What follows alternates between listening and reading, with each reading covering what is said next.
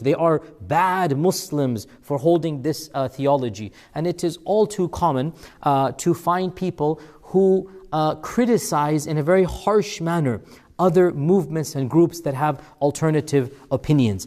And I would say that, and I speak as somebody who used to be like that a decade ago or so, I would say that this type of misguided enthusiasm is simply not useful for the ummah for many reasons. Now is not the time to go into all of them. But I think the most obvious one is that those people who dive deep into these issues and they spend many years studying these issues of how we understand the attributes of Allah. What does it mean when Allah says وَجَاءَ رَبُّكَ or الرَّحْمَنُ عَلَى الْعَرْشِ اسْتَوَى or بَلْ يَدَاهُ مَبْسُوطَتَانِ? What do all of these mean? And they learn and they read and they listen to their teachers. What happens is after a while, they become disconnected from the average Muslim who comes and prays and reads the Qur'an and wants to come closer to Allah subhanahu wa ta'ala. And they surround themselves with people of one like-minded nature, and they forget the average Muslim outside of that bubble that they have created in their seminaries and amongst their peers. The average Muslim really is not troubled or bothered or concerned with the deeper implications and the ramifications of what exactly does this mean, if we do this then that. The average Muslim is reading the Qur'an, wanting to enter Jannah, wanting to worship Allah subhanahu wa ta'ala. So when the advanced student of knowledge who has studied these textbooks with his or her teacher now goes out of the seminary and starts lambasting and criticizing other Muslims for this and that, the average Muslim has never heard of these controversies. The average person is clueless as to what this group and that group says, and frankly, brutally honest, it's not going to increase their iman to learn the deviations of other groups. So it is a mistake, in my humble opinion, and this is what I have been doing for the last decade or so, it is a mistake to bring these classical debates that took place between various theologians of various schools. It is a mistake to bring them to the mimbar or the pulpit of the masjid.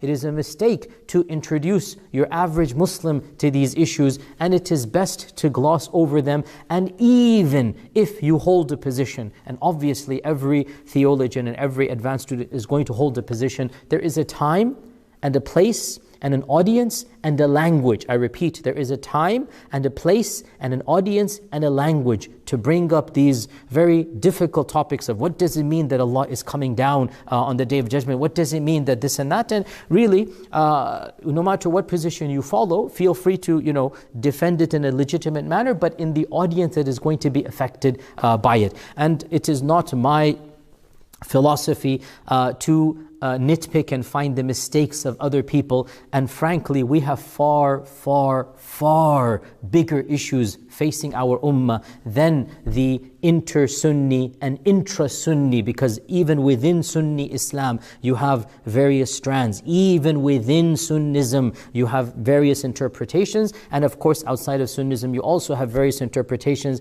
And the average Muslim, and that is like 90 to 95% of the ummah, I would say, the issues that are troubling them, that are problematic to them, have nothing to do with the classical controversies between the Asha'ira and the Maturidis and the Mu'tazila and the Atharis and the Ibadi. This is all gone. We have to worry about far bigger issues. So I do not advise any of the advanced students or even the scholars, with my utmost respect to all of them, to bring these issues and start causing fitna amongst the Muslim masses.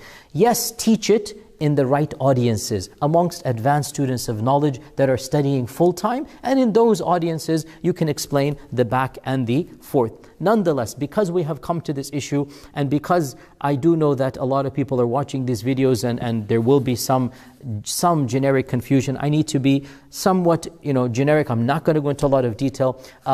Just realize that these types of ahadith and verses, for example, وَجَاءَ رَبُّكَ, your Lord is going to come, or وَيَأْتِي رَبُّكَ, that are they waiting for Allah Azza wa Jalla to come.